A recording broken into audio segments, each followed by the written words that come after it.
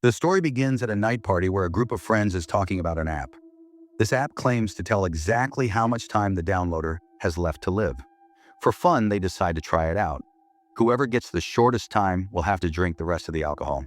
At first, Courtney doesn't want to join the game, but after her friends keep insisting, she finally downloads the app.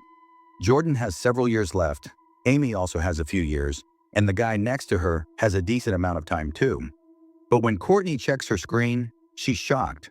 She only has a few hours left. The friends laugh and tease her, saying that since she's the unlucky one, she'll have to drink the rest of the booze. Luckily, her boyfriend Evan arrives just in time to help her.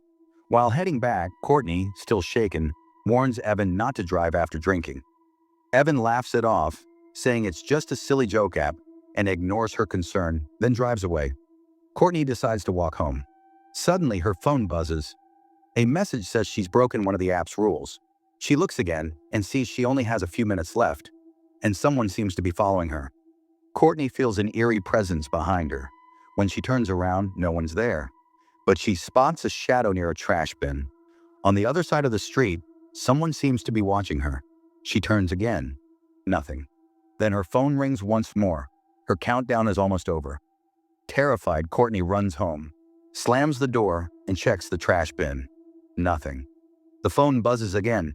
In panic, she switches it off. As she goes to get some water, she hears a strange noise behind the curtain. When she pulls it open, nothing. She picks up her glass, and the same sound echoes again. This time, when she yanks the curtain, something grabs her. The countdown hits 0, and Courtney dies instantly. Meanwhile, Evan gets into a terrible car crash. Fortunately, he isn't badly injured, but the person sitting in the passenger seat is hurt. If Courtney had been in that car, her death would have been far more gruesome. The next day, Evan has just a few hours left before his surgery, and he's extremely anxious. Nurse Quinn Harris tries to comfort him, saying it's completely normal to feel that way. But Evan showed the nurse the app. The timer on his phone showed that he only had a few hours left to live. Quinn couldn't believe it and thought Evan was joking. Evan explained that his girlfriend Connie had died the same way, and he was terrified the same thing might happen to him during surgery. Quinn assumed it was just some kind of game app. Later, Quinn was called into the office, where she was invited to a celebration for becoming a nurse. She told her colleagues about the app, and everyone decided to download it. Some people had a lot of time left to live, while Dr. Sullivan had several years remaining. After her shift, Quinn downloaded the app too. Suddenly, everything changed. The app showed that she only had a few days left to live. Just then, Dr. Sullivan entered the room and tried to say something, but Quinn firmly refused to listen.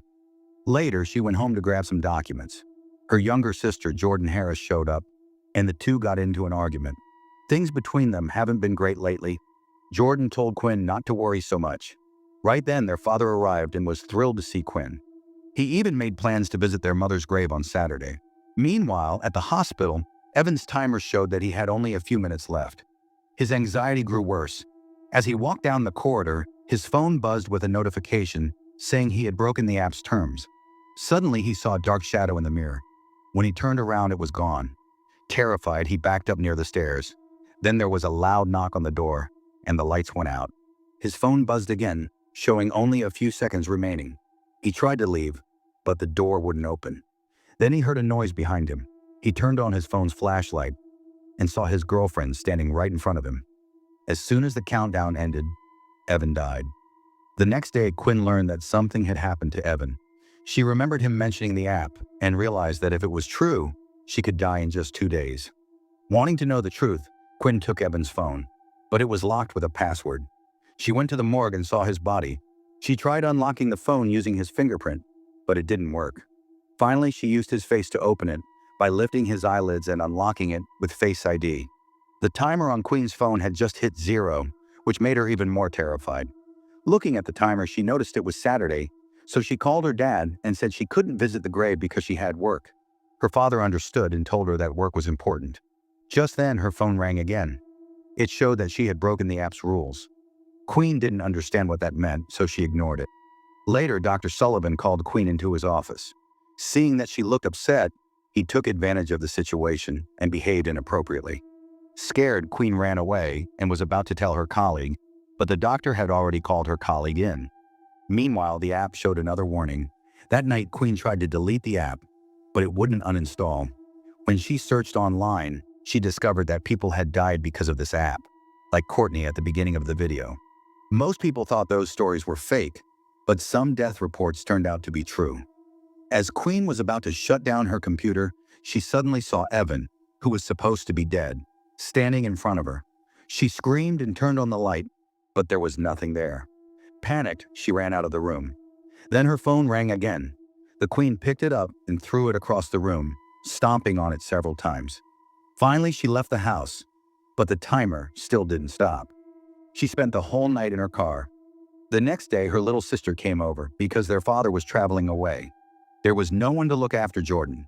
The Queen was still terrified from the night before, so she told her sister to stay away.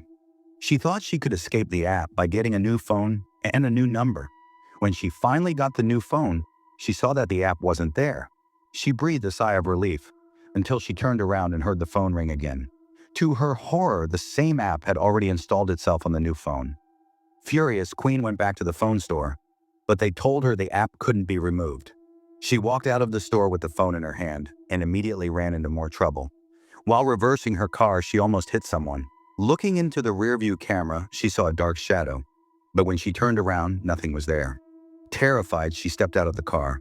The owner of the other car was angry and grabbed her. Just then, a young man named Matt came out from the phone store and stopped him. The angry driver eventually left after Matt confronted him. Matt then pulled out his phone and asked Queen if she also had the same app. Both of them, still confused, reached the bar. Quinn asked, "Why do others have hundreds of years while we only have a few hours?" She also mentioned that the app kept warning her that she had broken the rules. Matt told her he got the same warning too, but neither of them could figure out what rule they'd broken. They asked an old man sitting nearby to download the app so he could read the terms and conditions. It said that if anyone tried to change their fate after learning their timer, it would be considered a violation of the rules. Anyone who broke the rule would have their death decided by an evil force. Matt explained that he was supposed to visit his grandfather by train, but after seeing the timer, he canceled his ticket. Quinn also canceled her plans with her father, so now no matter what they did, their deaths were inevitable once the timer ran out. The two went to the hospital where the doctor tried to frame Quinn and got her fired from her job. Strange things also started happening to Matt. When he went to the restroom, someone kept knocking on the door. While washing his face, he saw a shadow moving behind him. Suddenly, the power went out and the door shut on its own. Matt heard someone crying, but no one was there. Then, a dark shadow slowly began to rise behind him. Later, Quinn and Matt went to a church where they met Father John, who believed in evil forces. The father showed them a book and explained that these dark entities were real. The book told a story about a beloved king whose death was near. The king sent his son to war. The son went to a witch to learn when he would die in battle. The witch warned him not to use that knowledge to save himself, but the son gave the note to his brother instead. The brother survived and won the war, but the son was haunted by an evil force and died when his timer ran out. Father John explained that this was the origin of the timer curse. Hearing this terrified Quinn. Just then, a dark shadow started following them from behind. Quinn sensed danger, ran out of the church, and the shadow chased after her. While running, Quinn and Matt reached a spot where Quinn's father appeared and saved her. Afterward, the two went back to the bar. The app felt like something born from a modern evil source. If someone could just get access to the app's code, maybe they could change their fate. Quinn tracked down the phone shop owner, but he told her his shift was over. Quinn flashed the few bills she had left, and the owner immediately agreed. After all, no one says no to money. The shopkeeper hacked into the app's code, and lines of code started appearing on the screen, showing names and times for many people. He changed his own remaining time to 6 more decades, and the phone instantly updated. Then Quinn looked up her own name and discovered that her younger sister Jordan had also downloaded the app, but she only had a few minutes left. Quinn asked the shopkeeper to extend Jordan's time. As soon as he did, Jordan suddenly had 80 years added to her life. Quinn and Matt also increased their time, feeling a huge weight lift off their shoulders. That night, filled with relief, they slept together. Suddenly, the room's lights began to flicker. Quinn looked at Matt and felt a deep sense of love, but then a shadow appeared outside the room. Quinn called out to Matt, but when she opened the door, he was standing right there. It was all an illusion. Quinn grabbed her phone and saw that the time had reverted back to what it was before. Matt's timer had changed too. Panicking, Quinn called her sister. Jordan checked and saw that her time had also reset. Just then, the motion light outside turned on. Jordan ignored it and got ready for bed. But as soon as she turned around, the door opened on its own and the light flicked on again. Terrified, Jordan hid under the bed. Then she heard her mother's voice, and in fear, she bolted out of the room. Quinn and Matt rushed over and took Jordan to a priest. The priest handed them a coat and explained that it was a curse. There was one way to break it. Someone had to die. Before their timer ran out, proving the countdown wrong, and saving everyone affected by the curse. But Quinn and her friends refused to die, so the priest suggested another way to stay alive. After the timer hit 0, even for just 1 second, the priest drew a protection circle on the ground. Matt noticed they had only 2 minutes left and began to worry if this plan would actually work. Suddenly, the lights went out, and everyone quickly stepped inside the circle. The Queen turned around and saw that an evil force was approaching from behind. As soon as the dark energy touched the protective circle, it began to burn. The father immediately started chanting prayers, and within moments, the evil force vanished. Meanwhile, Matt got confused and noticed a toy slowly moving toward him. He picked it up, and suddenly his younger brother appeared. When they were kids, Matt's brother had fallen sick, and Matt had hidden his favorite toy. That incident had always left a scar of fear in Matt's mind. Even now, that old fear still haunted him. He wanted to return the toy to his brother, but unknowingly, he stepped out of the protective circle. The Queen ran to save him, but a nearby shelf suddenly collapsed on her. When she finally got out, she saw that Matt was fine, but out of nowhere, a car hit him. At that exact moment, Matt's timer reached 0. Seeing him like that, the Queen was heartbroken and whispered, "We'll meet again soon." Then she noticed that her younger sister, Jordan, was also injured. She immediately rushed her to the hospital. At the hospital, the TV showed that Matt's train had also met with an accident. Meanwhile, the Queen spotted the same doctor and came up with an idea to break the curse. She cleverly called the doctor over. The doctor didn't want to miss the opportunity, but the Queen struck him down with a hammer and grabbed the needle. Suddenly, the doctor was pulled back by some unknown force, giving the Queen a glimmer of hope. She picked up an iron rod and stepped forward, but the doctor attacked her from behind. As he moved closer, the nurse suddenly disappeared. Then out of nowhere, the Queen came from behind and kicked the doctor hard in the thigh. The doctor, writhing in pain, tried to escape, but the Queen struck him with the iron rod.